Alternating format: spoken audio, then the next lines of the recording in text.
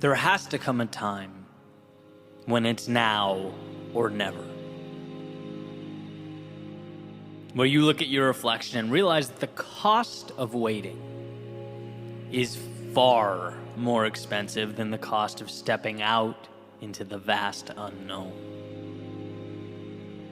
In every journey, that's when life effectively starts. But here's why this is so tricky.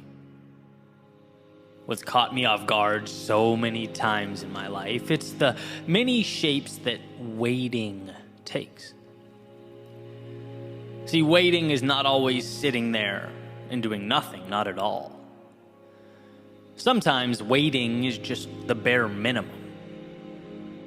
It's moving forward so slightly and so slowly that you can essentially trick yourself into thinking that you're progressing, into thinking you're making it happen.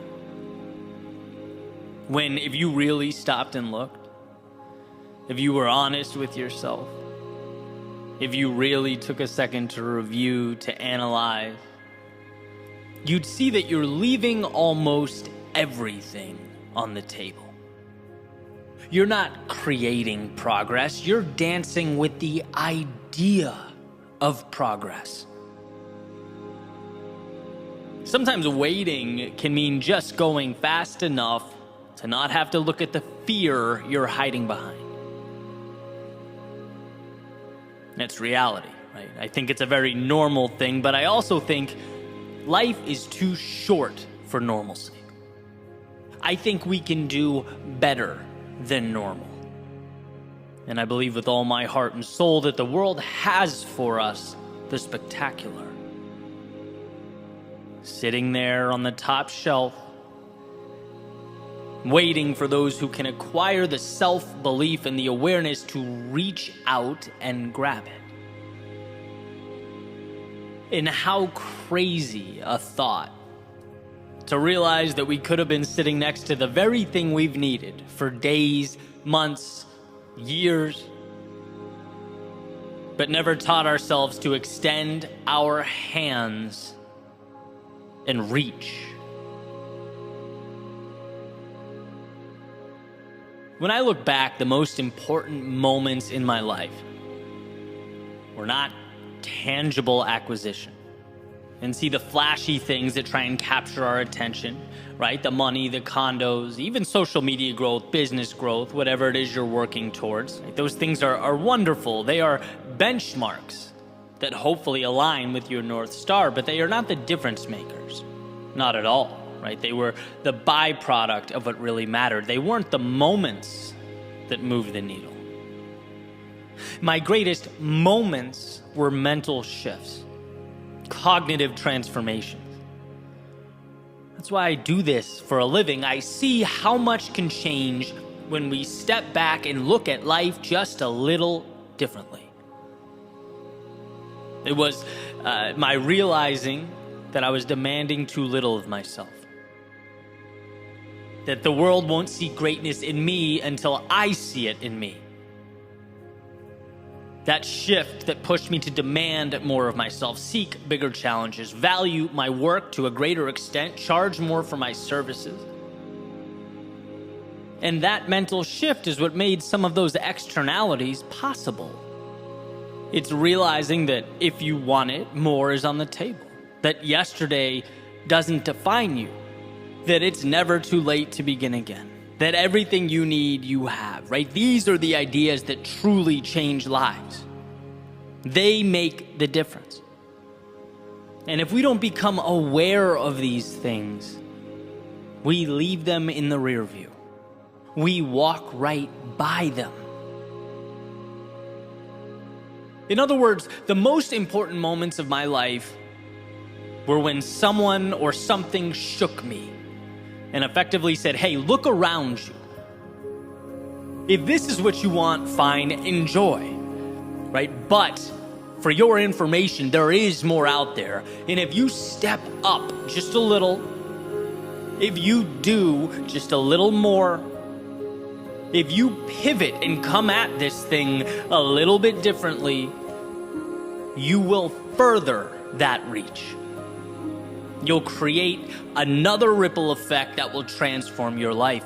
But we must stop and look around. A good friend of mine, and this is just the other day, right? We're having lunch, we're talking about marketing, and we always joke that marketing is just a part of the business that I don't particularly enjoy, right? Necessary, but not my favorite. And we're going through kind of different strategies, ideas, and he presents one, and I say something like, I don't need to do that. It seems a little over the top. And unfiltered, he goes, man, you're hurting your reach. Like, what good is that metaphorical restaurant that's not on anyone's radar? You're going to be the best pizza shop that no one knows about. And it just kind of hit me, right? It's like, man, I needed to see that differently. Maybe there's room to be a little more aggressive. Again, one example of many. And not every time is the idea or opportunity the right one or necessary one. Right? But at least you stopped. At least you thought about it. At least you contrasted where you are with the potential upside of doing something differently. That is where we leave opportunity on the table. We most often, myself included, paint regret as this, the result of this blatant walking away from something. A deliberate declaration, sort of oh no, I'm not doing that, no way. And sure, sometimes that's the case, right? Sometimes we're cognizant of our fear and decline to move forward, but I wonder how often our neglect or refusal is softer, more subtle. I wonder how much of our regret comes from simply not stopping and looking around. Not letting in alternative points of view that challenge us and force us to level up. How much of our regret comes from simply not understanding how short life is and how quickly time passes us by? And if we don't create some abrupt change in our day-to-day, if we don't manufacture some momentum in our lives, even when it feels least ideal to do so, the ship we needed to be on will sail away without us.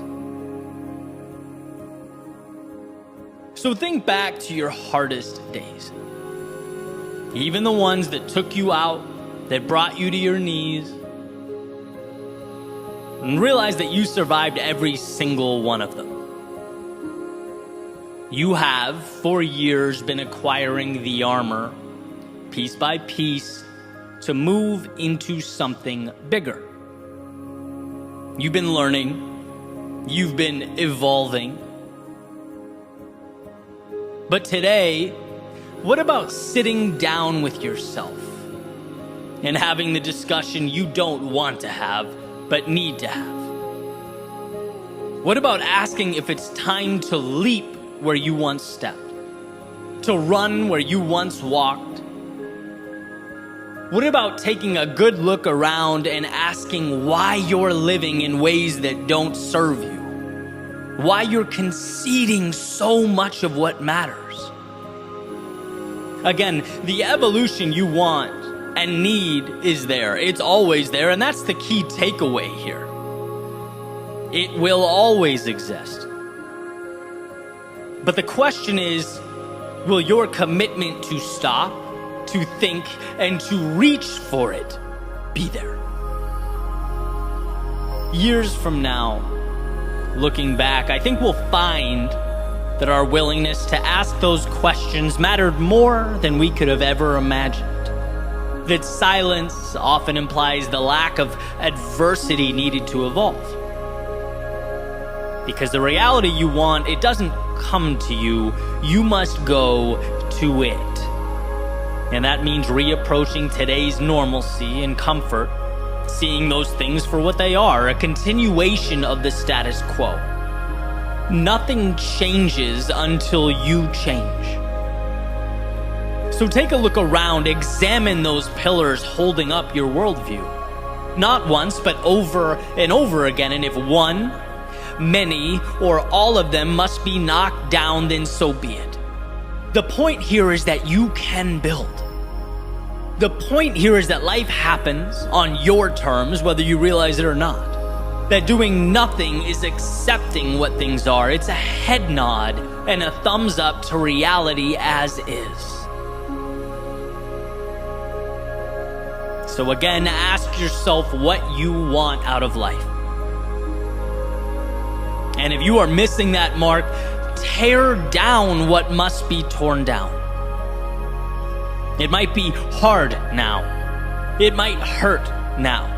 It might be uncomfortable now, but when you're eventually standing upon an existence that aligns with who you are and what you want, you'll see how necessary it all was. How it was there the whole time. And thank God you found it within yourself